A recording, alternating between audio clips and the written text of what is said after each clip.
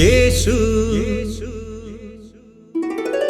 ആരിലും വലിയവൻ വലിയവൻ.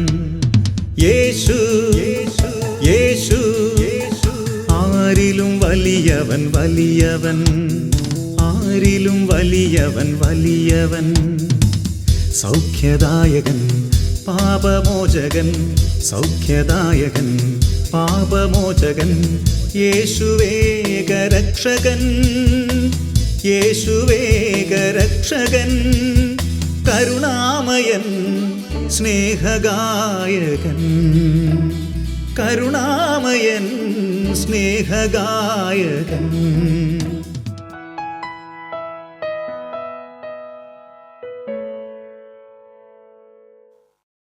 യേശുവേ നന്ദി, യേശുവേ സ്തോത്രം. യേശുവിൽ പ്രിയപ്പെട്ടവരെ, കർത്താവ് നമ്മുടെ മേൽ നിരന്തരം ചൊരിയുന്ന അനുഗ്രഹങ്ങൾ, ഓരോ ദിവസവും അവിടെ നമ്മളെ പരിപാലിക്കുന്ന ആ വലിയ നിമിഷങ്ങൾ, അവയ്ക്കെല്ലാം നമുക്ക് നന്ദി പറയാം. പ്രത്യേകിച്ച് അന്ധകാര ശക്തികളിൽ നിന്ന്, പൈശാചിക ശക്തികളുടെ ആധിപത്യങ്ങളിൽ നിന്ന് കർത്താവ് തൻ്റെ രക്തം കൊണ്ട് പൊതിഞ്ഞ് നമ്മളെ സംരക്ഷിക്കുക. ഈ ഭൂമിയിൽ പൈശാചിക ശക്തികളുടെ പ്രവർത്തനം ഇന്ന് ശക്തമാണ്. തിന്മയുടെ അരൂപികൾ ശക്തമായിട്ട് പ്രവർത്തിച്ചുകൊണ്ടിരിക്കുന്നു. എല്ലാ മേഖലകളിലും പിശാച് കൂടുതൽ കൂടുതൽ ശക്തി പ്രാപിക്കുന്നത് നമ്മൾ കാണുകയാണ്. ഈ തിന്മയുടെ ആധിപത്യങ്ങളെ തകർക്കുവാൻ, തിന്മയുടെ ബന്ധനങ്ങളെ തകർക്കുവാൻ നമ്മൾ കൂടുതൽ പ്രാർത്ഥനയുടെ ജീവിതത്തിലേക്ക് കടന്നു വരണം. നമ്മുടെ സമൂഹത്തിൽ നിന്ന് സഭയ്ക്കെതിരെ, യേശുവിനെതിരെ പ്രവർത്തിക്കുന്ന അനേക വ്യക്തികളെ, മറ്റ് സമൂഹങ്ങളെ നമ്മൾ കാണുന്നുണ്ട്. ശരിക്കും ഇവർ പ്രവർത്തിക്കുന്നത് തിന്മയുടെ അരൂപികളാണ്. പൈശാചിക അരൂപികൾ ഉണ്ട് എന്നുള്ളത് സത്യമാണ്. യേശു അനേക വ്യക്തികളിൽ നിന്ന് പിശാചിനെ പുറത്താക്കുന്നുണ്ട്. അപ്പോൾ ഈ തിന്മയുടെ അരൂപികൾ വ്യക്തികളിൽ പ്രവർത്തിക്കുന്നുണ്ട്. വ്യക്തികളിൽ പ്രവർത്തിക്കുന്ന ഈ തിന്മയുടെ അരൂപികൾ സഭയ്ക്കെതിരെ, സഭയുടെ മക്കൾക്കെതിരെ ഇന്ന് ശക്തമായിട്ട് പ്രവർത്തിച്ചുകൊണ്ടിരിക്കുക. യേശുക്രിസ്തു ദൈവമല്ല എന്നുപോലും പഠിപ്പിക്കുന്ന വിധത്തിലുള്ള അനേക വ്യക്തികൾ, എതിർ ക്രിസ്തു, ആൻറ്റി ക്രൈസ്റ്റ്, അന്തിക്രിസ്തുവിൻ്റെ അരൂപി നിറഞ്ഞവർ, ആൻറ്റിക്രൈസ്റ്റിൻ്റെ ആത്മാവ് നിറഞ്ഞ വ്യക്തികൾ, പ്രസ്ഥാനങ്ങളൊക്കെ ഇത് ലോകത്തിൽ ധാരാളമുണ്ട്. അതുപോലെ പിശാചിനെ ആരാധിക്കുന്നവർ, പിശാചുമായിട്ട് ഉടമ്പടി വെച്ച് ജീവിക്കുന്നവരൊക്കെ ഇന്ന് ഒത്തിരി ഒത്തിരി ഉണ്ട് എന്നുള്ള സത്യങ്ങൾ നമ്മൾ തിരിച്ചറിയാം. കർത്താവായ യേശുക്രിസ്തു മാത്രമാണ് ദൈവം. യേശുക്രിസ്തുവിലൂടെ മാത്രമാണ് നമുക്ക് നിത്യജീവനും രക്ഷയും എല്ലാം പിതാവായ ദൈവം ഒരുക്കി വെച്ചിരിക്കുന്നത്. യോഹന്നാൻ്റെ സുവിശേഷം 3-ാം അധ്യായത്തിൽ 16, 17, 18 വചനങ്ങൾ. എന്തെന്നാൽ അവനിൽ വിശ്വസിക്കുന്ന ഏവനും നശിച്ചു പോകാതെ നിത്യജീവൻ പ്രാപിക്കുന്നതിന് വേണ്ടി തൻ്റെ ഏകജാതനെ നൽകാൻ തക്കവണ്ണം ദൈവം ലോകത്തെ അത്രമാത്രം സ്നേഹിച്ചു. അവിടെ പറയുകയാണ്, ഒരുവന് നശിച്ചു പോകാതിരിക്കുവാൻ, നിത്യജീവൻ ലഭിക്കുന്നതിന് വേണ്ടി ഏകജാതനെ അവിടുന്ന് അയച്ചു. അത്രമാത്രം ദൈവം എല്ലാവരെയും സ്നേഹിച്ചുകൊണ്ടിരിക്കുന്നു. ഏകജാതനായ യേശുക്രിസ്തുവിലൂടെ നിത്യജീവനും അനുഗ്രഹങ്ങളും സൗഖ്യവുമെല്ലാം മാനവരാശിക്ക് ദൈവം ഒരുക്കി വെച്ചിരിക്കുക. അവിടെ യേശുക്രിസ്തുവിൻ്റെ ദൈവത്വത്തെ, അതുപോലെ തന്നെ ഒരേ സമയം മനുഷ്യനും ദൈവമായിരിക്കുന്ന അവിടുത്തെ നിഷേധിക്കുന്ന വ്യക്തികളിൽ പ്രവർത്തിക്കുന്ന അരൂപിയാണ് ആൻറ്റിക്രൈസ്റ്റ്, എതിർ ക്രിസ്തു. ഈ അന്തിക്രിസ്തുവിൻ്റെ ആത്മാവ് ബാധിച്ചവർ, ആത്മാവിൻ്റെ പ്രവർത്തനമെന്ന് ലോകത്തിൽ ശക്തമായി കൊണ്ടിരിക്കുന്നു. യേശുക്രിസ്തുവിൻ്റെ ദൈവത്വത്തെ ആര് നിഷേധിക്കുന്നുവോ അവരിൽ അന്തിക്രിസ്തുവിൻ്റെ അരൂപി, ആൻറ്റിക്രൈസ്റ്റിൻ്റെ ആത്മാവ് കുടികൊള്ളുന്നു, അവരിൽ ശക്തമായിട്ട് പ്രവർത്തിക്കുന്നു, അവരെ നയിക്കുന്നു. അവരിലൂടെയാണ് സഭയും സഭയുടെ മക്കളും ഇന്ന് ഒത്തിരിയേറെ പീഡകളും വേദനകളും അനുഭവിക്കുന്നത്. ആ ദൈവം തൻ്റെ ഏകജാതനായ യേശുക്രിസ്തുവിനെ അയച്ചു. ദൈവം തൻ്റെ പുത്രനെ ലോകത്തിലേക്ക് അയച്ചത് ലോകത്തെ ശിക്ഷയ്ക്ക് വിധിക്കുവാൻ വേണ്ടിയല്ല. ആരെയും ശിക്ഷയ്ക്ക് വിധിക്കുവാനായിട്ട് ദൈവപിതാവ് ആഗ്രഹിക്കുന്നില്ല. എല്ലാവരും രക്ഷിക്കപ്പെടുവാൻ വേണ്ടി, നിത്യജീവൻ സ്വന്തമാക്കാൻ വേണ്ടി ഏകജാതൻ തന്നെയായ യേശുക്രിസ്തുവിനെ ഈ ഭൂമിയിലേക്ക് അയച്ചു. യേശുക്രിസ്തു പരിശുദ്ധ കന്യകാമറിയത്തിൽ ഭൂജാതനായി ഭൂമിയിലേക്ക് പിറന്നു വരിക. യേശുക്രിസ്തു മാനവരാശിയുടെ ഏകരക്ഷകനാണ്, സത്യതയുമാണ്. ലൂക്കാസ് സുവിശേഷം 2-ാം അധ്യായത്തിൻ്റെ 10-11 വചനങ്ങൾ. ദൈവദൂതൻ ആട്ടിടയന്മാരോട് വന്ന് പറയുക, ഭയപ്പെടേണ്ട, ഇതാ സകല ജനത്തിനും വേണ്ടിയുള്ള വലിയ സന്തോഷത്തിൻ്റെ സദ്വാർത്ത ഞാൻ നിങ്ങളെ അറിയിക്കുന്നു. നിങ്ങൾക്കായി ഒരു രക്ഷകൻ കർത്താവായ ക്രിസ്തു ജനിച്ചിരിക്കുന്നു. നിങ്ങൾക്കായി ഒരു രക്ഷകൻ കർത്താവായ ക്രിസ്തു ജനിച്ചിരിക്കുന്നു. ഇത് സ്വർഗം മാലാഖമാരിലൂടെ അവർക്ക് നൽകിയ സന്ദേശമായിരുന്നു. നിങ്ങൾക്കായിട്ട് രക്ഷകൻ ജനിച്ചിരിക്കുന്നു. പരിശുദ്ധ കന്യകാമറിയത്തിലൂടെ ഈ ഭൂമിയിൽ പിറന്ന കർത്താവായ യേശു ക്രിസ്തു, ആ യേശുവിൻ്റെ ദൈവത്വത്തെ ആര് നിഷേധിക്കുന്നുവോ അവരിൽ പിശാചാണ് പ്രവർത്തിക്കുന്നത്. ഹല്ലേലൂയ. യേശു തൻ്റെ പുത്രനെ അയച്ചത് മാനവരാശിയെ രക്ഷിച്ച് നിത്യജീവൻ കൊടുക്കുക എന്ന ലക്ഷ്യത്തിലാണ്. മരണത്തിൻ്റെ അപ്പുറം ഒരു ജീവിതമുണ്ടെന്നും ഉയർപ്പുണ്ടെന്നുമൊക്കെ വ്യക്തമായിട്ട് പഠിപ്പിച്ചിരിക്കുന്നത് യേശുക്രിസ്തു മാത്രമാണ്. ആ യേശുവിടെ മാത്രമാണ് ദൈവം നമുക്ക് നിത്യരക്ഷ ഒരുക്കിയിരിക്കുന്നത്. ഈ ലോകത്തിലെ ജീവിതത്തിൻ്റെ അപ്പുറം അത് പിന്നെ ആത്മാവിലുള്ള ജീവിതമാണ്. ഈ ഭൂമിയിൽ മാത്രമാണ് മനുഷ്യന് ഈ ശരീരത്തോടു കൂടി ജീവിക്കുന്നത്. ഭക്ഷിക്കുന്നതും കുടിക്കുന്നതും പണം സമ്പാദിക്കുന്നതും ജോലി ചെയ്യുന്നതും ലോകത്തിൻ്റെ മനുഷ്യനായിട്ട് ഈ ലോകത്തിലെ ജീവിതമേ ഉള്ളൂ. മരണത്തോടുകൂടി ആത്മാവിൽ നമ്മൾ ജീവിക്കുക, ദൈവത്തോടുള്ള, ദൈവത്തിൻ്റെ മുഖം കണ്ടുകൊണ്ടുള്ള ഒരു ജീവിതം. ആ ജീവിതം എന്ന് പറയുന്നത് അതാണ് നിത്യ സൗഭാഗ്യം. ഈ സൗഭാഗ്യത്തിലേക്ക് നമ്മളെ എത്തിക്കാൻ വേണ്ടിയാണ് ദൈവപിതാവ് ഏകജാതനായ യേശുക്രിസ്തുവിനെ ഈ ഭൂമിയിലേക്ക് അയച്ചത്. 18-ാമത്തെ വചനം പറയുന്നു, അവനിൽ വിശ്വസിക്കുന്ന ഒരുവനും വിധിക്കപ്പെടുന്നില്ല. അവനിൽ, ഏകജാതനായ യേശുക്രിസ്തുവിൽ വിശ്വസിക്കുന്ന ഒരുവനും വിധിക്കപ്പെടുന്നില്ല. മരണത്തിനു ശേഷം ഒരു വിധിയുണ്ടെന്ന് വിശുദ്ധ ബൈബിൾ ശക്തമായിട്ട് പഠിപ്പിക്കുന്നു, കത്തോലിക്ക സഭ പഠിപ്പിക്കുന്നു. ഒരു വിധിയുണ്ട് മനുഷ്യന്. ആ വിധിയാളനായിട്ട് വരുന്നത് യേശുക്രിസ്തുവാ. ആ യേശുവിൻ്റെ മുൻപിൽ ഈ ഭൂമിയിൽ പിറന്ന് എല്ലാവരും നിൽക്കേണ്ടി വരും. യേശുവിൻ്റെ ദൈവത്വത്തെ നിഷേധിച്ചവര്, യേശുവിനെ ആരാധിച്ചവര്, യേശുവിനെ ഉപേക്ഷിച്ചു പോയവര്, വിശ്വാസം വിട്ടുകളഞ്ഞു പോയവര് എല്ലാവരും വിധിയുടെ മുമ്പിൽ നിൽക്കേണ്ടി വരും. ഇത് വിശുദ്ധ ബൈബിൾ ശക്തമായിട്ട് നമ്മളെ പഠിപ്പിക്കുകയാണ്. അവനിൽ വിശ്വസിക്കുന്ന ഒരുവനും ശിക്ഷയ്ക്ക് വിധിക്കപ്പെടുന്നില്ല.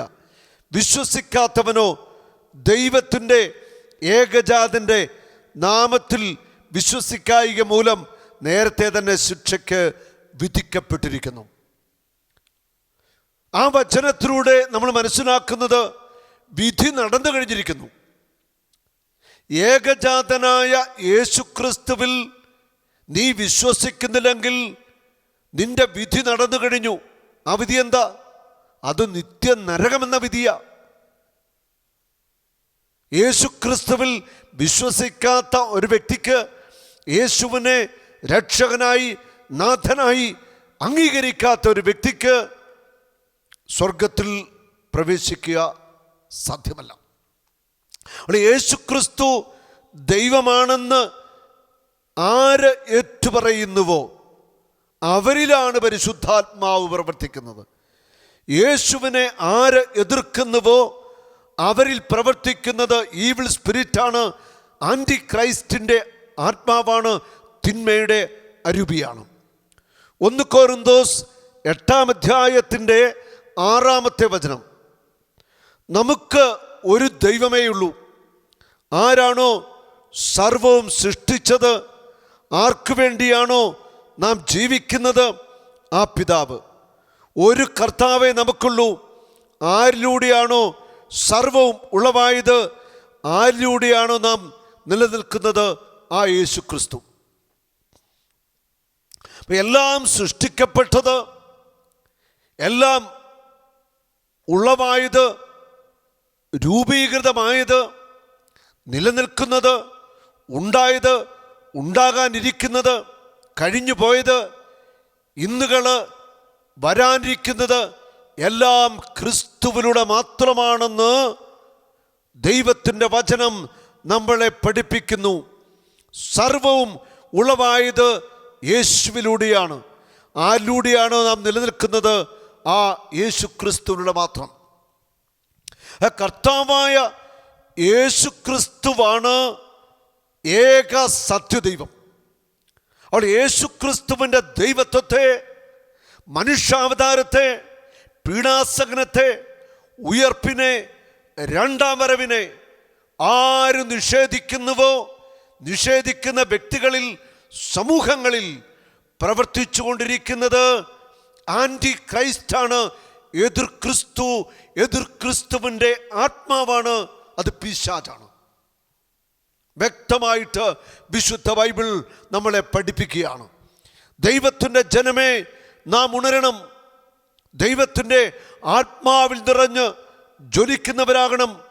വചനത്തിൻ്റെ ഉൾപ്പൊരുൾ, വചനത്തിൻ്റെ ആഴങ്ങൾ നമ്മൾ കൂടുതൽ കൂടുതൽ ആഴമായിട്ട് മനസ്സിലാക്കേണ്ട കാലം അതിക്രമിച്ചു കഴിഞ്ഞിരിക്കുക. യോഹന്നാന്റെ സുവിശേഷത്തിൽ 10-7 മുതലുള്ള തിരുവചനങ്ങൾ. അതുകൊണ്ട് യേശു വീണ്ടും പറഞ്ഞു, സത്യം സത്യമായി ഞാൻ നിങ്ങളോട് പറയുന്നു, ഞാനാണ് ആടുകളുടെ വാതിൽ. എനിക്ക് മുമ്പേ വന്നവരെല്ലാം കള്ളന്മാരും കവർച്ചക്കാരുമായിരുന്നു. ആടുകൾ അവരെ ശ്രവിച്ചില്ല. ഞാനാണ് വാതിൽ, എന്നിലൂടെ പ്രവേശിക്കുന്നവൻ രക്ഷ പ്രാപിക്കും. യേശു വ്യക്തമായിട്ട് പറയുന്നു, ഞാനാണ് വാതിൽ, എന്നിലൂടെ അകത്തു പ്രവേശിക്കുന്നവൻ രക്ഷ പ്രാപിക്കും. എന്നിലൂടെ അകത്തു പ്രവേശിക്കുക. സ്വർഗത്തിൽ എത്തുവാനായിട്ടുള്ള വാതിൽ യേശു ക്രിസ്തുവാണ്. എനിക്ക് മുമ്പേ വന്നവര്, എനിക്ക് ശേഷം വന്നവര്, രക്ഷ നൽകാമെന്ന് പറഞ്ഞു വന്നവര്, അവരെല്ലാം കള്ളന്മാരാണെന്ന് യേശു വ്യക്തമായിട്ട് തുറന്നു പറയുക. മറ്റാര് നിങ്ങൾക്ക് രക്ഷ തരാമെന്ന് പറഞ്ഞാലും അവരിലൂടെ രക്ഷയില്ല. നിത്യമായ രക്ഷ അത് യേശു ക്രിസ്തുവിലൂടെ മാത്രമാണ്.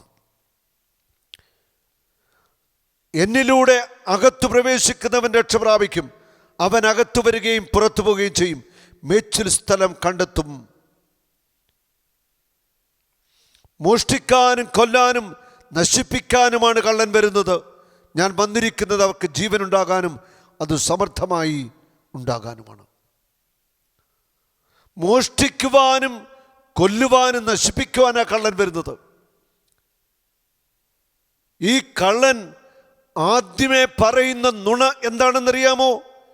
യേശു ക്രിസ്തു ദൈവമല്ല. യേശു ക്രിസ്തുവിൻ്റെ ദൈവത്വത്തെ നിഷേധിക്കുന്ന പ്രവൃത്തികളാണ് ഈ കള്ളൻ ചെയ്യുന്നത്. ഇത് പിശാചാണെന്നുള്ള, പിശാചിൻ്റെ അരൂപിയാൽ നിറഞ്ഞ വ്യക്തികൾ, സമൂഹങ്ങൾ, പ്രസ്ഥാനങ്ങൾ ആണെന്ന് നമ്മൾ വ്യക്തമായിട്ട് തിരിച്ചറിയണം. ആര് യേശുക്രിസ്തുവിൻ്റെ ദൈവത്വത്തെ, മനുഷ്യാവതാരത്തെ, ഉയർപ്പിനെയൊക്കെ നിഷേധിക്കുന്നുവോ, എതിർക്കുന്നുവോ, അവരിൽ പ്രവർത്തിക്കുന്ന ആത്മാവിനെ വ്യക്തമായിട്ട് നമ്മൾ തിരിച്ചറിയേണ്ടിയിരിക്കുന്നു. യോഹന്നാൻ്റെ ലേഖനത്തിൽ ഇതേക്കുറിച്ച് വ്യക്തമായിട്ട് നമ്മെ പഠിപ്പിക്കുന്നുണ്ട്. 1 യോഹന്നാൻ 4-ാം അധ്യായത്തിൻ്റെ 1 മുതൽ 3 വരെയുള്ള തിരുവചനങ്ങൾ. പ്രിയപ്പെട്ടവരെ, എല്ലാ ആത്മാക്കളെയും വിശ്വസിക്കരുത്. വ്യത്യസ്തമായ അരൂപികളുണ്ട്. തിന്മയുടെ ആത്മാവ് വ്യത്യസ്തമായിട്ടുണ്ട്. ഈ വ്യത്യസ്തമായ ആത്മാവിനെ നമ്മൾ തിരിച്ചറിയണം. വ്യക്തികളിൽ പ്രവർത്തിക്കുന്ന ആത്മാവ് ഏതാണെന്ന് തിരിച്ചറിയണമെങ്കിൽ ആത്മാക്കളെ തിരിച്ചറിയുവാനുള്ള വരം നമുക്കുണ്ടാവണം. ആത്മാക്കളെ തിരിച്ചറിയാനുള്ള വരമുണ്ടെങ്കിലേ നമുക്ക് ഓരോ വ്യക്തിയിലും പ്രവർത്തിക്കുന്ന ആത്മാവിനെ മനസ്സിലാക്കാനായിട്ട് സാധിക്കത്തുള്ളൂ. ഒരുപക്ഷെ നമ്മളോട് ഇടപെടുന്നവരിൽ പോലും ആൻറ്റി ക്രൈസ്റ്റിൻ്റെ ആത്മാവ് പ്രവർത്തിക്കുന്നുണ്ട്. ഇനി നമ്മൾ തിരിച്ചറിയാം, ഈ ആൻറ്റി ക്രൈസ്റ്റിൻ്റെ, അന്തിക്രിസ്തുവിൻ്റെ ആത്മാവ് പ്രവർത്തിക്കുന്ന വ്യക്തികൾ ക്രൈസ്തവ സമൂഹങ്ങളിലുണ്ട്. യേശുവിനെ നിഷേധിക്കുന്നവർ, കുദാശ ജീവിതമില്ലാത്തവർ, വിശ്വാസ ജീവിതമില്ലാത്തവരൊക്കെ ധാരാളമുണ്ട്. അവരിൽ പ്രവർത്തിക്കുന്നതും ശരിക്കും തിന്മയുടെ ആത്മാവ് തന്നെയാണ്. കുദാശ വേണ്ട, പ്രാർത്ഥന വേണ്ട, ഇതൊക്കെ തട്ടിപ്പാണെന്ന് പറയുന്ന ക്രൈസ്തവ സഹോദരങ്ങളുണ്ട്. അവരിൽ പ്രവർത്തിക്കുന്ന ആത്മാവും തിന്മയുടെ ആത്മാവ് തന്നെയാണ്.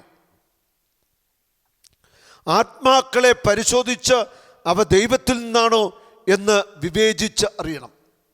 അപ്പോൾ ഒരു വ്യക്തിയിൽ പ്രവർത്തിക്കുന്ന ആത്മാവ്, ആത്മാവിൻ്റെ ഫലങ്ങളിൽ നിന്ന് ഏത് ആത്മാവാണ് നമുക്ക് തിരിച്ചറിയാനായിട്ട് സാധിക്കും.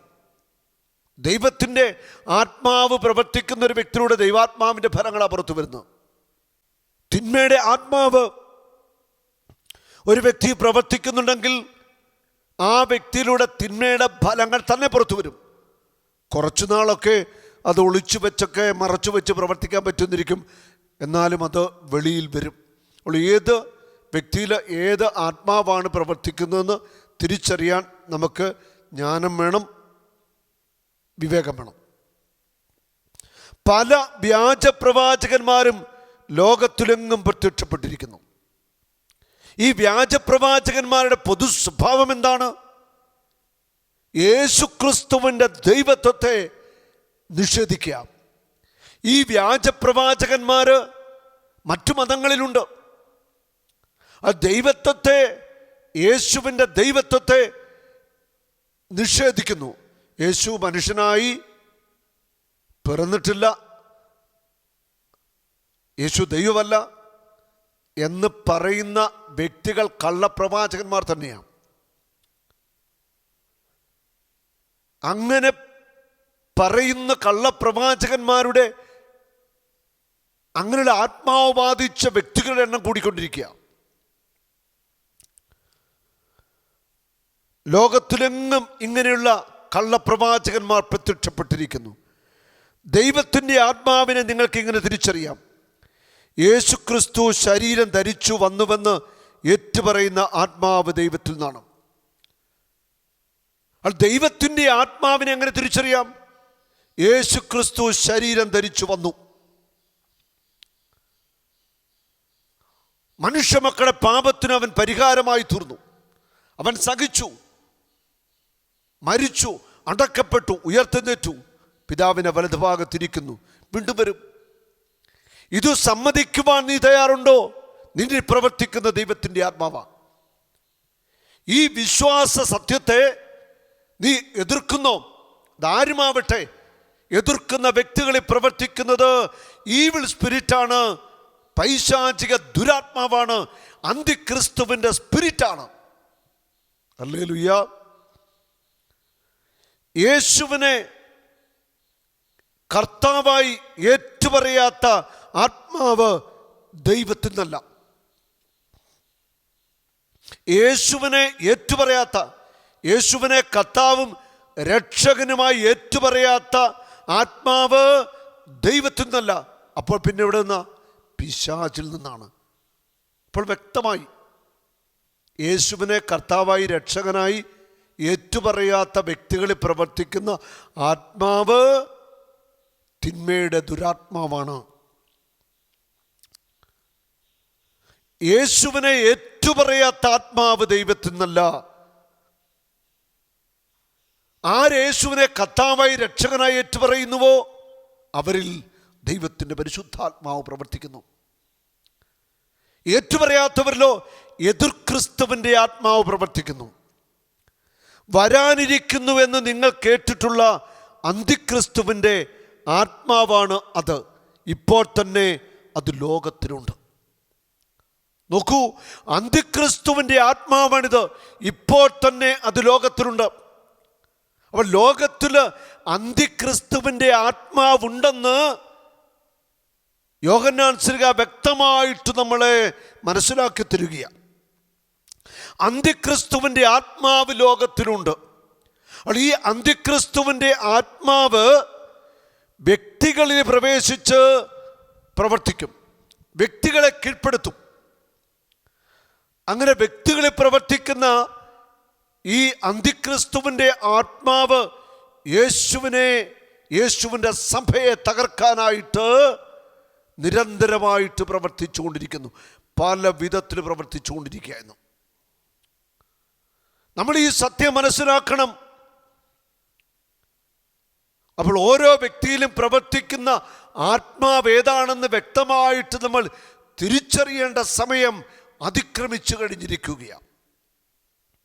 അവൾ സഭയെ തകർക്കാനായി, സഭയുടെ പൗരോഹിത്യത്തെ തകർക്കാനായി, സഭയുടെ എല്ലാ നന്മകളും നശിപ്പിക്കാനായിട്ട് അന്തിക്രിസ്തുവിൻ്റെ ആത്മാവ് വ്യക്തികളിലൂടെ, പ്രസ്ഥാനങ്ങളിലൂടെ ഇന്ന് ശക്തമായിട്ട് പ്രവർത്തിച്ചു കൊണ്ടിരിക്കുന്നു. ഈ യാഥാർത്ഥ്യത്തെ മറന്നുകൊണ്ട് എനിക്ക് നിങ്ങൾക്കും ഇനി മുൻപോട്ട് പോകാനായിട്ടാവില്ല. ഒരു ശക്തമായ പ്രാർത്ഥനയും ഉപവാസവും നമുക്ക് ആവശ്യമുണ്ട്. നമ്മൾ പ്രാർത്ഥിക്കുമ്പോൾ ഉറപ്പായിട്ടും ദൈവത്തിൻ്റെ ഇടപെടൽ, സ്വർഗത്തിൻ്റെ ഇടപെടൽ ഇക്കാര്യത്തിൽ ഉണ്ടാവും. പ്രിയപ്പെട്ടവരെ, യോഹന്നാൻ എഴുതിയ 2-ാം ലേഖനത്തിൽ 1-ാം അധ്യായത്തിൻ്റെ 6 മുതൽ 8 വരെയുള്ള തിരുവചനങ്ങൾ, നാം പരസ്പരം സ്നേഹിക്കണം, ഇതാണ് സ്നേഹം. നാം അവിടുത്തെ കൽപ്പനകളനുസരിച്ച് നടക്കുക. യേശു നൽകിയ ഏറ്റവും വലിയ കൽപ്പന എന്ന് പറയുന്നത് പരസ്പരം സ്നേഹിക്കുക എന്നാണ്. പരസ്പരം വിദ്വേഷം വെച്ച് പുലർത്തുക, മറ്റു മനുഷ്യരെ ഏതെങ്കിലുമൊക്കെ വിധത്തിൽ വധിക്കുക, ദ്രോഹിക്കുക, ഇതൊക്കെ ചെയ്യുന്നത് സ്നേഹത്തിന് എതിരായിട്ടുള്ള പ്രവൃത്തിയാണ്. ഈ സ്നേഹത്തിന് എതിരായിട്ടുള്ള പ്രവൃത്തികൾ ലോകമെമ്പാടും നടക്കുക. ഭീകരവാദവും ചാവേറാക്രമണങ്ങളും കൊലപാതകങ്ങളും ഒക്കെ നടക്കുന്നുണ്ട്. സ്നേഹത്തിനെതിരായിട്ടുള്ള ഈ പ്രവൃത്തി ചെയ്യുന്ന വ്യക്തികളെ പ്രവർത്തിക്കുന്ന ആത്മാവ് അന്തിക്രിസ്തുവിൻ്റെ ആത്മാവാണ്. ഒരാളെ മനഃപൂർവ്വം കൊല്ലുക എന്ന് പറയുന്നത് അത് ശരിക്കും പിശാചിൻ്റെ പ്രവൃത്തിയാ. പിശാച് വന്നത് കൊല്ലാനാ, നശിപ്പിക്കാനാ, മോഷ്ടിക്കാനാ.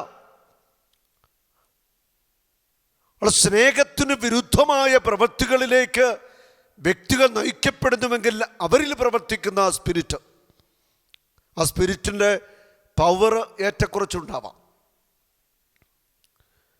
പ്രധാനപ്പെട്ട കൽപ്പന എന്ന് പറയുന്നത് സ്നേഹിക്കുക, സ്നേഹത്തിൽ വ്യാപരിക്കുക എന്നുള്ളതാണ്. എന്നാൽ വളരെയധികം വഞ്ചകർ ലോകത്തിലേക്ക് ഇറങ്ങിയിട്ടുണ്ട്. ഉണ്ടോ? യോഹന്നാൻ ശ്ലീഹ പറയുകയാണ്, വളരെയധികം വഞ്ചകർ ലോകത്തിലേക്ക് ഇറങ്ങിയിട്ടുണ്ട്. ഈ വഞ്ചകരിൽ പ്രവർത്തിക്കുന്ന ആത്മാവ് ഈ എതിർക്രിസ്തുവിൻ്റെ ആത്മാവാ. ഈ വഞ്ചകരിലെല്ലാം പ്രവർത്തിക്കുന്ന ഒരേ ആത്മാവാ. ഈ വഞ്ചകർ പറയുന്നത് എന്താ? യേശുക്രിസ്തുവിൻ്റെ ദൈവത്വത്തെ നിഷേധിക്കുക എന്നുള്ളതാണ്, സത്യവിശ്വാസത്തെ തകർക്കുക എന്നുള്ളതാണ്. അനേകം വഞ്ചകർ ലോകമെമ്പാടും ഇന്ന് പ്രവർത്തിച്ചുകൊണ്ടിരിക്കുക. സാത്താൻ സഭകൾ, ഫ്രീമേസൺ അങ്ങനെയുള്ള സംഘടനകൾ, നിരീശ്വരവാദ പ്രസ്ഥാനങ്ങൾ, എല്ലാറ്റിൻ്റെയും അന്തിമവാക്ക് ശാസ്ത്രമാണ്, ദൈവമില്ല എന്ന് പറയുന്നവർ, ഇവരിലൊക്കെ പ്രവർത്തിക്കുന്ന അരൂപി അത് ശരിക്കും ഈ ആൻറ്റി ക്രൈസ്റ്റിൻ്റെ ആത്മാവ് തന്നെയാണ്. കാരണം അവരെല്ലാം ദൈവത്തെ നിഷേധിക്കുന്നവരാണ്, പ്രത്യേകിച്ച് യേശുക്രിസ്തുവിനെ നിഷേധിക്കുന്നവരാണ്. ലോകത്തിലേക്ക് അനേകം മനുഷ്യർ ഇറങ്ങിയിട്ടുണ്ട്. യേശുക്രിസ്തു മനുഷ്യ ശരീരം ധരിച്ചു വന്നുവെന്ന് സമ്മതിക്കാത്തവരാണവർ. ഇങ്ങനെ ഉള്ളവനാണ് വഞ്ചകനും അന്തിക്രിസ്തു.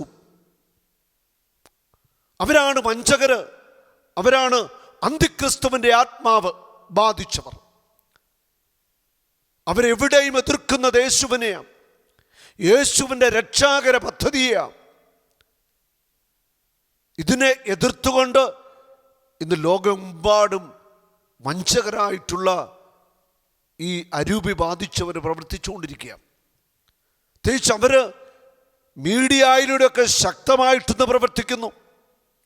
ക്രൈസ്തവ സമൂഹങ്ങളെ ഏതൊക്കെ വിധത്തിൽ ഇല്ലായ്മ ചെയ്യാൻ സാധിക്കുമോ അങ്ങനെയൊക്കെ ചെയ്യാൻ വേണ്ടി ഈ വഞ്ചക സമൂഹങ്ങൾ കഠിനമായിട്ട് ഇവർ ശ്രമിച്ചുകൊണ്ടിരിക്കുക.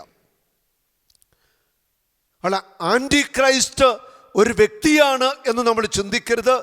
അങ്ങനെയല്ല. ആൻറ്റി ക്രൈസ്റ്റ് അത് അന്തിക്രിസ്തുവിൻ്റെ ആത്മാവാണ്, സ്പിരിറ്റാണ്, അത് പിശാചാണ്. ആദിമാതാപിതാക്കളെ വഞ്ചിച്ച ആ പുരാതന സർപ്പം, സാത്താൻ എന്ന് പിശാചെന്നും വിളിക്കപ്പെടുന്ന പുരാതന സർപ്പത്തിൻ്റെ ആത്മാവ് അനേക വ്യക്തികളിൽ പ്രവർത്തിച്ചു കൊണ്ടിരിക്കുന്നു.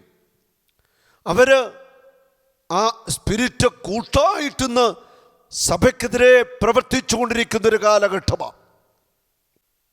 യേശുക്രിസ്തുവിലൂടെ മാത്രമാണ് നിത്യരക്ഷ നമുക്ക് ലഭിക്കുന്നത്.